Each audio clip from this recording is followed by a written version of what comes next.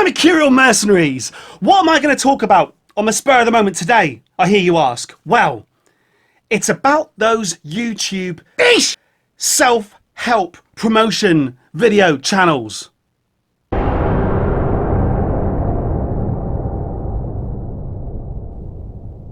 yeah. Oh yes. It's the smiling turd, my mercenaries. And the smiling turd is full of coffee. So I'm drinking coffee from a smiling turd. And sometimes that's what it's all about.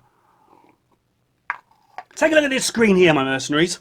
I'm subscribed to a lot of these YouTube promotion channels, my mercenaries. The sort of channel that, if you watch them, they claim to help you become the next PewDiePie. PewDiePie! I recently subscribed to this guy here, Brian G. Johnson. Brian G. Johnson!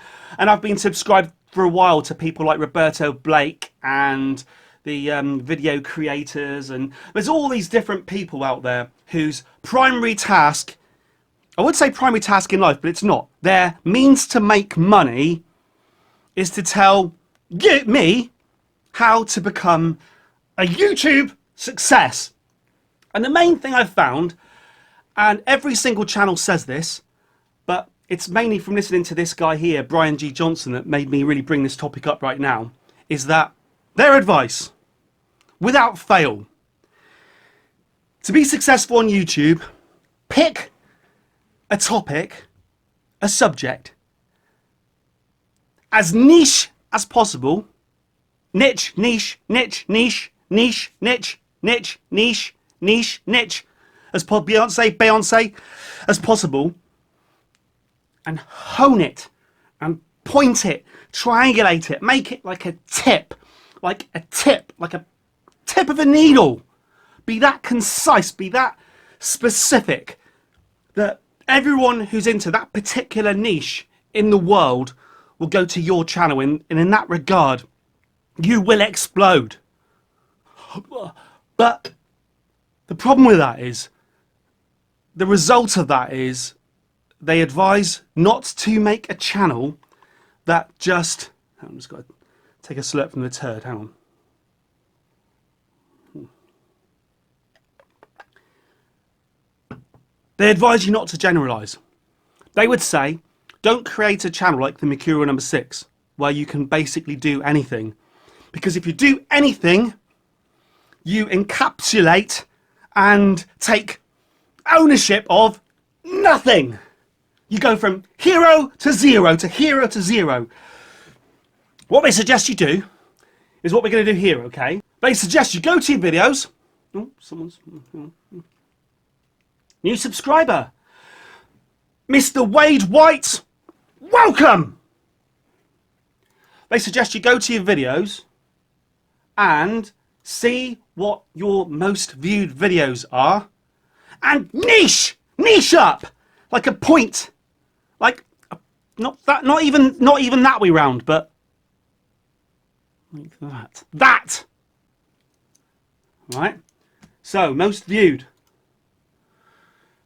My most viewed videos, my mercenaries, the videos that I should, maybe I will from now on, okay? Maybe I will from now on. My most viewed videos are a review of the Fender ABY. Oh, look. A review of the Fender ABY pedal that has 44,138 views. A review of the roller bridge on a Les Paul with 65 dislikes. A review of the Squire Vintage modified $20. Where do you want you to?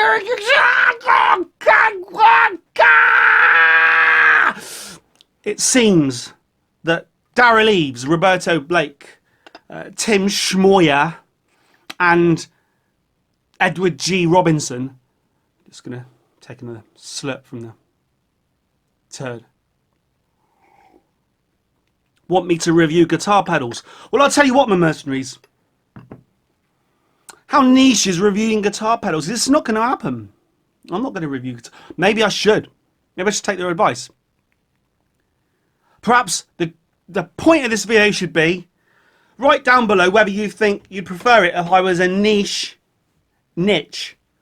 guitar, I don't know why my arm's up like that, guitar pedal reviewing channel.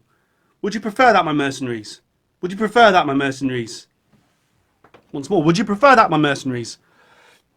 And while we're at it, seeing as we're in the videos page here, while we're at it, alright, this whole not suitable for most advertisers nonsense. Now, I don't much care. Do you know what? I was going to do a whole separate video. In fact, I will do a whole separate video about it. So let's not say any more. But if you're just wondering about this here, the reason I monetize videos isn't to get money. It's because I think that YouTube tends to push. If you don't monetize your video, YouTube just says, well, you. So I think sometimes, and I haven't, you can see down this list here, basically I don't monetize anything, pretty much. I didn't for a long time. It's only recently I thought, do you know what, sorry, I'm going to put the monetize thing on there just to see if it gets pushed anymore. The answer is it doesn't. So I've proved myself wrong. But it's interesting, these ones here, not suitable for most advertisers. It means that they've deemed my video unfit for human consumption. But it's interesting what, for instance, YouTube, I mean, these flick around. YouTube has deemed my food bloggers versus chefs video unsuitable for most advertisers. I would say it was quite an innocuous video with only its 38 views. And they've also decided that why can I hear a silent video is not suitable for most advertisers. Interesting, isn't it? Yesterday, YouTube destroyed my phone was not suitable for most advertisers. And this morning, is the internet an enabler for stupidity? Wasn't suitable for most advertisers. This morning, why can I hear a silent video was suitable for most advertisers. As was yesterday, food bloggers versus... Basically, that yellow thing just flicks around all the videos. I keep watching these YouTube guys, and people who haven't got a YouTube channel have no reason to watch these self-help, self-flagellation videos. So you probably know what I'm talking about. But they talk about what you should and shouldn't do to enable your video to be monetized for this magical money that's out there. I would say that the whole thing seems completely and utterly random, and I genuinely have no idea why this morning this video was suitable for children or whatever, and now it's not, and this one wasn't. I mean, YouTube destroyed my phone. That had a yellow one for a while. Now it's green. It'll be yellow again tonight. And as you can see, probably monetizing these videos had absolutely no effect in whether people watch them or not. So if it's only a very limited test I've done here, but as you can see, whether I monetize or don't monetize videos, the outcome is that no one watches them. So we're back to my first point, which is perhaps I should listen to Darrell Eves and Tim Schmoyer and Roberto Blake, and I should specialise. And I should specialise in the workings of metal-cased guitar pedals between 1980 and 1983. What do you think, my mercenaries? Do you fancy that? Would you rather that than food bloggers versus chefs? Because I'm afraid to say, my 38 viewers, I'm afraid to say that it looks like I'm going to have to niche up with guitar pedals if I want to make any money. I don't want to make any money. You're lucky. You're lucky that I don't want to make any money, aren't you? I'm just going to take another slurp from the turd. Bear with me. You're lucky I don't. So my point is, my mercenaries, my point here is, the world of YouTube tells me I should specialise, but I'm not sure the world is ready for me talking about guitar pedals. And also, I don't think the guitar community is ready for me. I don't think they want to hear my views on the 2,000 different overdrive distortion pedals. They don't want to hear my views on that. Do you know what? The guitar community definitely don't want me as a guitar channel. It won't end well, my mercenaries. It won't end well. So, on that note, I'll just take another sip from the turd. Hold on.